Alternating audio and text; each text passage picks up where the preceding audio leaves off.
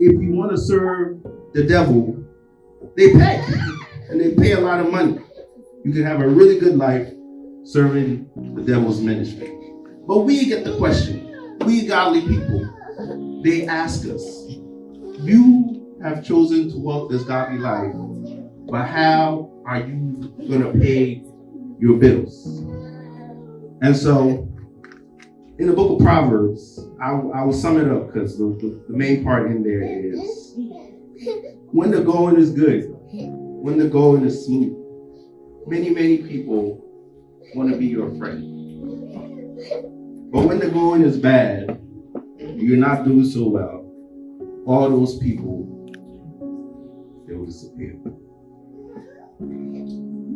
And so, I want to unpack that. I want us to reflect on it, because that's there in the book. When you're poor, your friends flee away from you, but when you have wealth, they all come together. And this week was a really good week for me, because what really inspired this message was a statement I got from a family member of mine.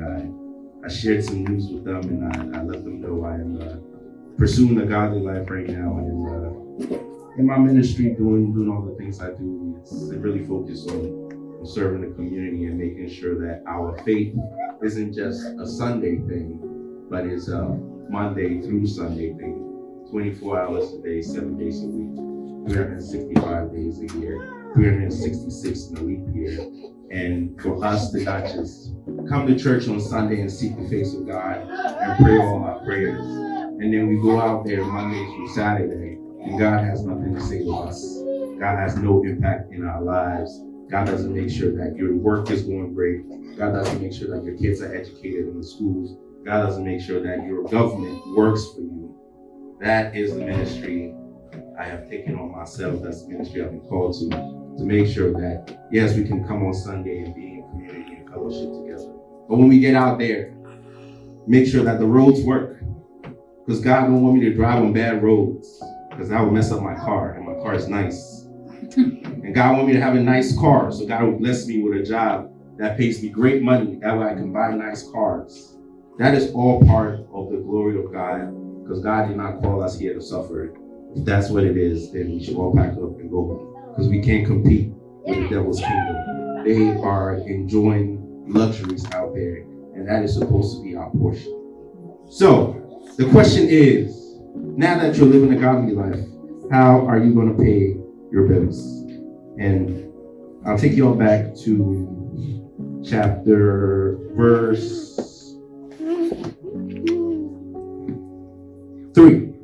Verse 3. And in my version, it says, one's own folly leads to ruin, yet the heart rages against God.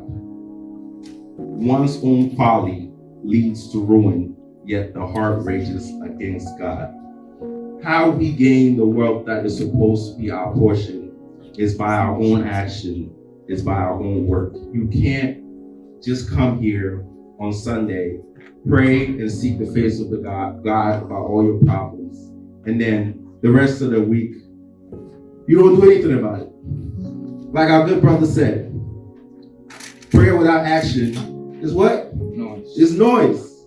You gotta work. You gotta work Monday through Saturday after you have gotten your foundation, after God has put your vision in your heart.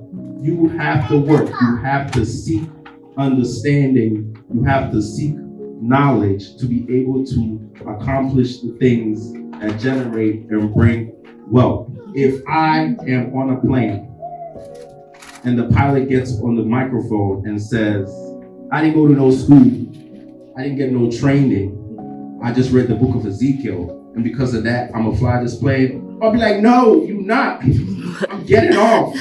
What do you mean you have no training? You need skills. You need to learn. You need to go to school. You need to be focused.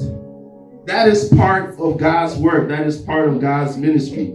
You can't just seek the face of, it's not magic. It is not magic. It has never been magic. It is a lot of work. It is a lot of hard work. But when you are blessed by God, you are made fully capable of doing all that work. But one should not be inactive. One should not be in the word is folly. One should not be lazy. One should not just say, God will take care of it. And then on Sunday, you come and you rage against God. Be like, God, I prayed last Sunday for a Cadillac. Where's my Cadillac, God? I still didn't get it. Why? All right, I'm going to play for a Benz this time. And next week, I better get both. It don't work that way.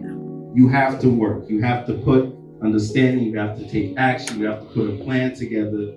You have to have a strategy. You have to go out and accomplish it. And in that, you get more like-minded people together. And that's how you start a business. And that's how you thrive. And so the first thing I want to establish is that, yes, as good godly people, we are blessed to have all things, because all things are our portion. But the way we get it is by first having understanding, pursuing knowledge, and making sure that we succeed. Because God will make us capable of doing all those things. I will touch on one more thing, and we'll call it a day, because this was the best part when I read this verse. Verse 8, it says, to get wisdom is to love oneself. To keep understanding is to prosper. And that is what I would say to you all in a nutshell. When we read this good book of ours, it is to give us wisdom. It is to give us guidance. It's to give us counseling on how we live a righteous life, how we can be rooted in joy and enjoyment and love. But to get understanding, that is the source of prosperity. That is how you're going to pay your bills, is to have an understanding of whatever endeavor you're pursuing in life.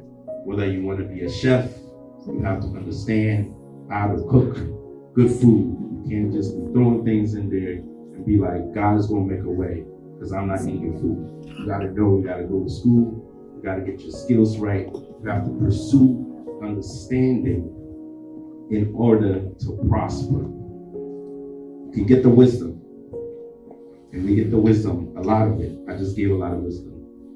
But you need the understanding to go out there in the world and make the change, to create the community, to create the society that will make it possible for all of us to not just pay our bills, but to thrive and live amazing lives and own many, many things. Because the book of Proverbs was written by King Solomon. And for you all who know King Solomon, I don't think there's ever been a wealthier man in the history of humanity. His wealth wasn't quantified, but if you have 700 wives, you're clearly doing something right. That's a lot. And not just 700 wives, there were 300 side chicks. But we're not going to talk about that. That's a message for another day. I thank you all for giving me your time. That's my word for today. Take it easy.